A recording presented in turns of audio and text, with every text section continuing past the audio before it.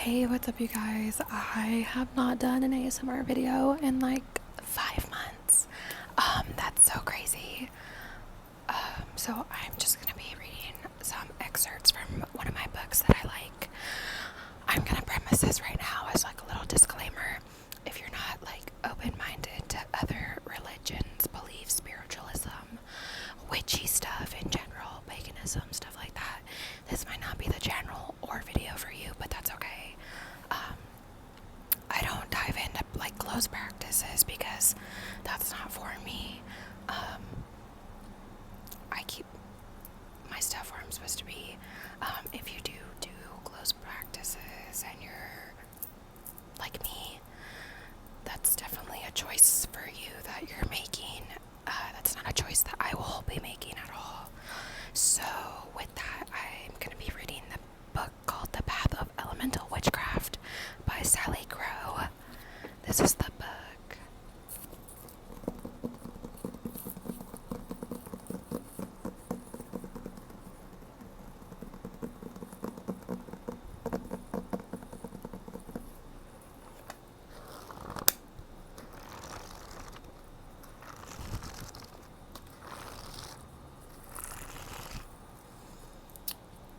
I'll read the back of the book so you guys can get like a little premise of it. It says a book of shadows is a witch's sacred journal filled with personal experiences and the intimate working of spells. In this practical guide to elemental witchcraft, Sally Crow invites you into her personal book of shadows, detailing hands-on techniques, spells, and rituals to work with the magic of the four elements: water, water, water, earth, earth, earth, air, air, air, and fire, fire, fire. She presents teachings on each element through the lens of different schools of magic, such as divination, healing, protection, manifestation, and enchantment. Within each of these elemental teachings is a series of progressive lessons, including a personal story from the author's lifetime of magical practice paired with a technique for you to explore. For the water witch, she explores scrying, engaging with undines with her protection, fairy glamour, and healing with kitchen spells. For the earth witch, she describes reading the bones, animal messengers, listening to plants, crystal grids, and shadow work. For the air witch, she looks at communicating with sylphs and crows, divination through clouds and wind, sonic magic and healing, spell accelerants, and smudging. For the fire witch, she examines the Djinn, D-J-I-N-N, the magical earth, fire, divination, candle work, and magic. For all the elements, she explores how to build elemental altars and customize the ceremonies and rituals. Sharing intimate examples and practices to help you progressively develop the skills of witchcraft, Sally Crow invites you to create your own personal book of shadows as you forge your magical relationship with the natural world. And this is her.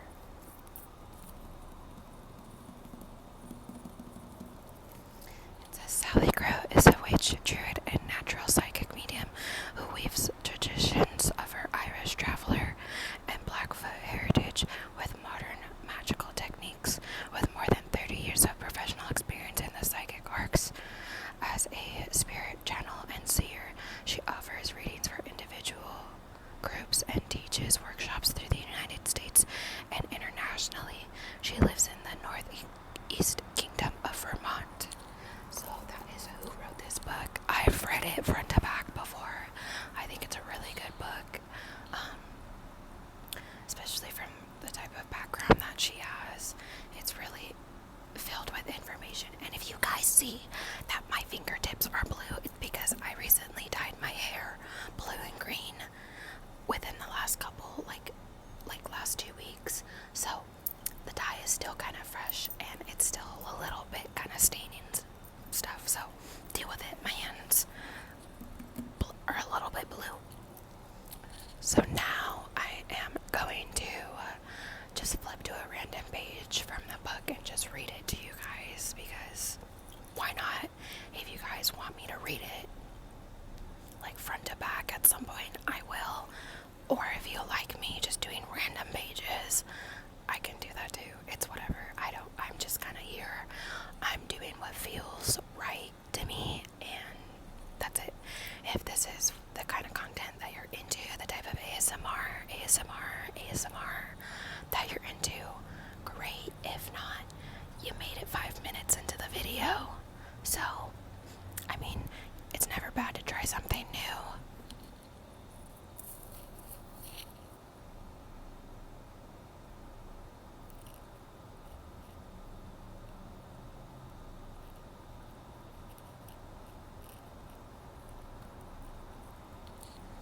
Okay, so now we're just gonna flip to like a random page.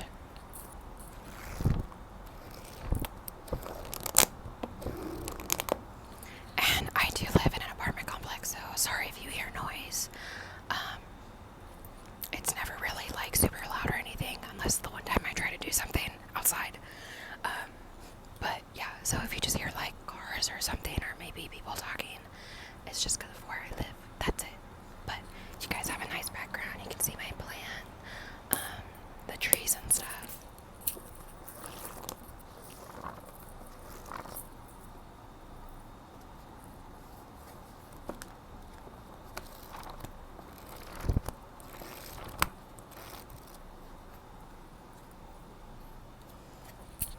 Okay, so we flip to page 199. It says technique scrying the land. One of my apprentices, Chelsea Storm, coined the term everyday divination to describe the act of focusing on the simple signs that speak to our intuition. It includes things seen on our way to work, while walking in the woods, and going about our day-to-day life. It is the art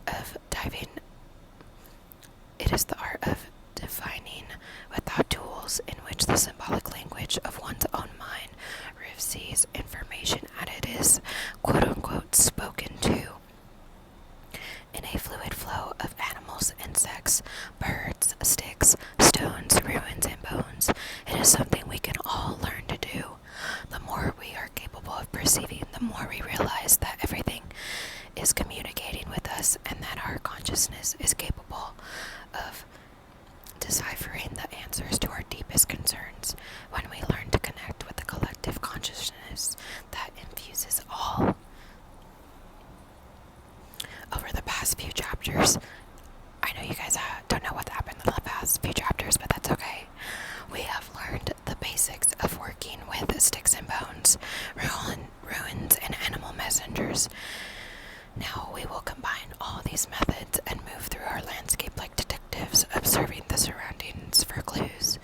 In this analogy, I would remind you that while a detective investigates, their initial delve into the mystery is through viewing the surroundings for anything that stands out as unusual. You might notice a shortcut to your destination, or a spider sitting in the window near your computer. This technique is the best developed through everyday observations, which means you really need to write this stuff down in your book of shadows or sacred journal. Note the questions your mind has been contemplating and the messages you receive. Remember, you can always use the notes on your phone if you don't have a notebook on hand. This works best when we do our observing in a similar way each day. After you have been doing this for a while and feel comfortable receiving information in this manner, you can expand out and do it all the time. The repetition of timing and journaling is really meant to help focus the mind and make note of results, as is keeping a book of personal symbolism. Books on symbolism, dream interpretation, and spirit interpretation are valuable references for any witch interested in divination.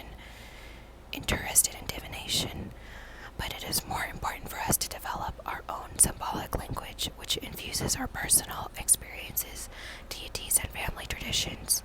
As a teacher of the psychic arts, I am always encouraging my students to first determine what they feel, think, or see before looking up the definitions given by advice I would offer here is to remove the words maybe, kind of, and I don't know from your statements involving your psychic experiences. All too often people will say, quote, I think I might have known that was gonna happen, end quote, rephrased as, quote, I knew that was gonna happen, end quote. That same statement adds to our confidence instead of taking away from it. Okay, if you made it 10 minutes into the video, I'm glad you've made it this far. I'm gonna read just the little last piece of this and then end off there. Like, comment, subscribe, do the whole thing, or don't. If you watch the video without leaving a like or anything, that's cool too, but like, you're already here, so might as well just like it anyway. If you want more from this book, let me know. If you want different books for me to read, you can drop recommendations in the comments. All sorts of things. I'm really just putting this out because it's something I like to do, and for me this is another form of a creative outlet for me, and I like ASMR, I like reading, and I like making videos, so here we are. Let me finish the last little excerpt of this and we'll end the video. Okay, this is what you'll need. You'll need a book of shadows and a pen. For the coming month, choose a time you can focus on observation each day. It is the best if you choose the same time each day.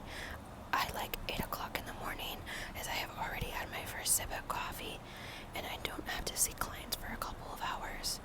Head outside to your yard, neighborhood park, or favorite walking path. Take a few moments upon walking out the door to breathe and center your mind. Focus on your thoughts as you sit or walk, engaging wide-angle vision to expand your observations. Remember that you are aligning your mind with your inner detective, and adjust your psychic vision to note anything out of the ordinary, as well as anything that appears to be quote-unquote highlighted as if infused with vibrancy. Continuing your observations, ask yourself how the things that stand out to you are connected to the questions that you are seeking answers to.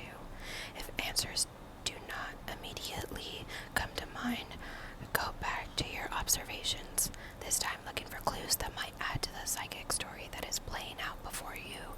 Remember to record your observations in your book of shadows. Divination is really the reading of a story that plays out through symbols, feelings, and sudden inspirations. Once you begin to incorporate everyday divination into your morning, your walk, or meditation, you will quickly see a development in your psychic knowing. In truth, a developed psychic retrieves messages from their environment consistently.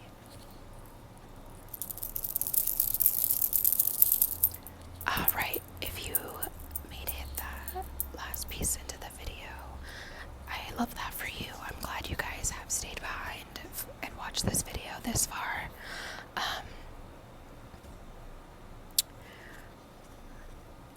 I'm gonna end the video with this quote in the book, and like I said in the last excerpt, or last little piece that I said, like, comment, subscribe, whatever, anything helps grow the community, helps grow the channel. Like I said, if this is something you're into, this is what I like, this is what I enjoy doing, so this is kind of quote unquote, like they already call it, a craft already. So it's just working on your craft. But anyway, let me end the video with this little quote, and I will see you guys